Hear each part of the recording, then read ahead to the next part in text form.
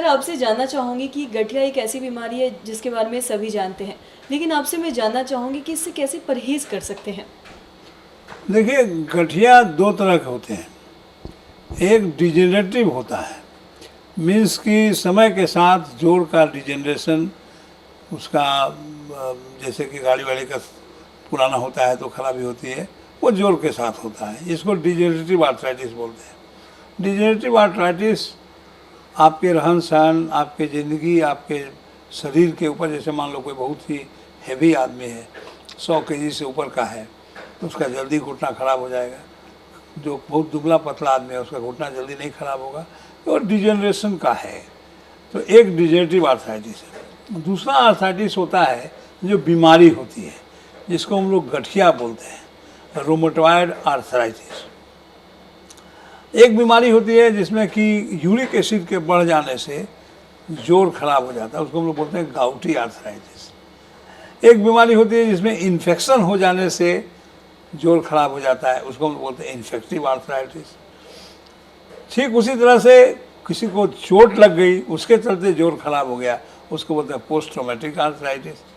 कहने का मेरा मतलब हुआ कि गठिया केवल एक बीमारी नहीं है, ग्रुप ऑफ सिम्टम्स है। इसमें 10 तरह की चीज़ें हैं और डॉक्टरों को इस बात को देखना पड़ता है कि रोगी किस तरह के बीमारी से सफ़र कर रहा है। अगर वो रोमेटॉइड आर्थराइटिस से सफ़र कर रहा है तो उसको स्पेसिफिक दवा की ज़रूरत होती है। अगर ऑस्टियो आर्थराइटिस से सफ़र कर रहा है तो दूसरी दवा है, गाउटी आर्थराइटिस से दूसरी दवा है। इसीलिए उस बात पर हम न जाएं।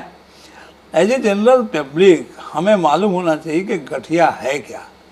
गठिया के बारे में इतना ही जान लीजिए कि अगर आपके छोटे छोटे जोड़ों में, दोनों हाथ के, दोनों पैर के छोटे छोटे जोड़ों में अगर दर्द एक साथ हो जाए और 2 या 3 महीने तक रहे, सुबह में सो के उठने पर अगर आपको बहुत ज़्यादा अकड़न रहे, जोड़ में मूवमेंट में कमी हो, जो 10-15 मिनट में जाके ठीक हो, तो इस तरह अगर सिम्टम्स आते हैं तो ये मोस्टली रोमेटॉइड आर्थराइटिस होता है, जिसका इलाज ज़िंदगी भर चलता है। उसको रोकथाम के लिए दवाइयाँ होती हैं। ये बीमारी कंट्रोल किया जा सकता है, ठीक नहीं होता है, इसीलिए हम लोग डिजीज मॉडिफाइंग ड्रग्स बोलते हैं, देते हैं।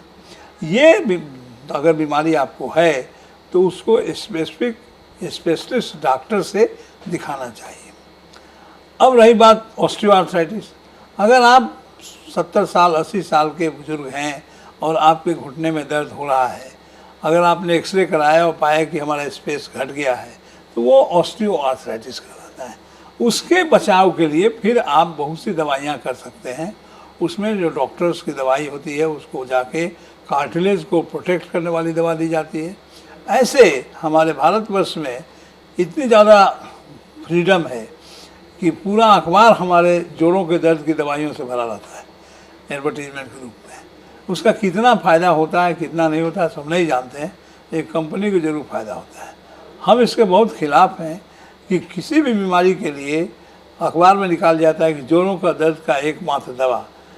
ये लोग नहीं जानते हैं कि जोड़ में 10 तरह से बीमारी हो सकती है जिसके चलते दर्द होता है, लेकिन फिर भी हमारे यहाँ चलता है। तो कभी भी जोड़ में दर्द अगर हो, आर्थराइटिस हो, आर्थराइटिस का मतलब जोड़ का दर्द अगर होता है, तो अगर समय से ज़्यादा चोट लग गई, थोड़ा दर्द हो गया, कोई बात नहीं, लेकिन 2 या 3 महीने तक दर्द हो रहे, अगर उससे बढ़ता रहे, अगर आपको सीढ़ी चढ़ने पर, सीढ़ी से उतरने के समय में घुटने में दिक्कत होने लगे, अगर आप इंडियन स्टाइल टॉयलेट में बैठने में दिक्कत होने लगे, तो आपको स्पेशलिस्ट से दिखा करके स्पेसिफिक ट्रीटमेंट लेना चाहिए। लेकिन मसल का जो एक्सरसाइजेज है वो ज़रूर करते रहिए। तो मैं समझता हूँ कि लोगों को गुमराह न कर करके कि ये दवाई खाने से ये बीमारी ठीक हो जाएगी, ये गलत है। हर एक बीमारी की अलग स्पेसिफिक दवा होती है और उसके लिए स्पेशलिस्ट को दिखाना मैं समझता हूँ आपके स्वास्थ्य के लिए अच्छा है।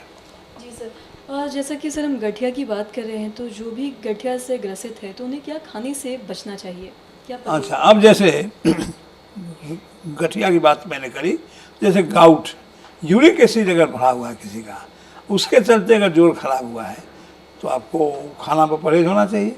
वैसी चीज़ें हम ना खाएंगे जिससे यूरिक एसिड बढ़ता है, जैसे कि रेड मीट, पालक साग, बंधा गोभी, मसूर दाल, ज़्यादा मात्रा में पनीर, ज़्यादा मात्रा में राजमा, ज़्यादा मात्रा में चना दाल, ये जो फर्स्ट क्लास प्रोटीन है उसमें प्यूरिन होते हैं, और प्यूरिन मेटाबॉलिज्म में ही ये बीमारी होती है जिससे कि यूरिक एसिड बनता है। तो हमें वो सब चीज़ ना खानी चाहिए ताकि हमारा यूरिक एसिड ना बने। अब होता क्या है यूरिक एसिड बनने में कि हम ज़रूरत से ज़्यादा अगर हमारे शरीर में यूरिक एसिड हो जाता है तो वो क्रिस्टल के रूप में जॉइंट में जमा हो जाता है, और वो जॉइंट के रगड़ करने से जॉइंट को ख़राब करता है। तो हम बराबर अपने यूरिक एसिड को कम रखें। एक बार अगर आपका यूरिक एसिड बढ़ा हुआ मिल गया है तो आपको टेंडेंसी है, इसलिए अगर दवा खा करके भी उसको कम किए हैं तो 2 या 3 महीने पर यूरिक एसिड का जांच करा के देखते रहना चाहिए कि वो जो उसका लिमिट है, नॉर्मल लिमिट है, उससे ज़्यादा ना हो। तो यूरिक एसिड अगर हुआ तो मैं उसके लिए हम ये खाना में परहेज़ किए। सपोज़ करो कि हम डायबिटिक हैं और डायबिटीज़ के चलते हमको आर्थराइटिस हुआ है, किसी इन्फेक्टिव आर्थराइटिस कुछ हुआ है, तो पहले हमको डायबिटीज़ को कंट्रोल करना है। उसके लिए जो खाना का परहेज़ उसको करना होगा। अगर हम ओवरवेट हैं, वजन के चलते मेरा जोड़ खराब हो रहा है, तो डॉक्टर कहेंगे आपने वज़न कम कीजिए।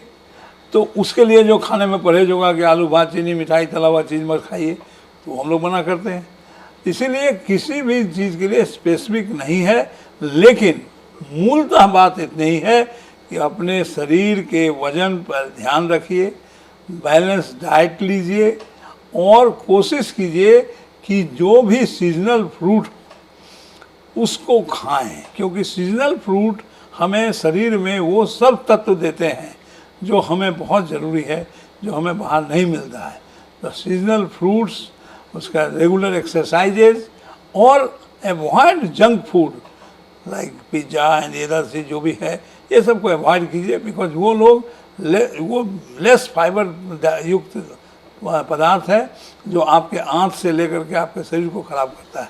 इसीलिए green vegetables, fresh fruits and regular exercises से आपका गठिया से आप वंचित रहेंगे और अपने सुखद ज़िंदगी जिएंगे।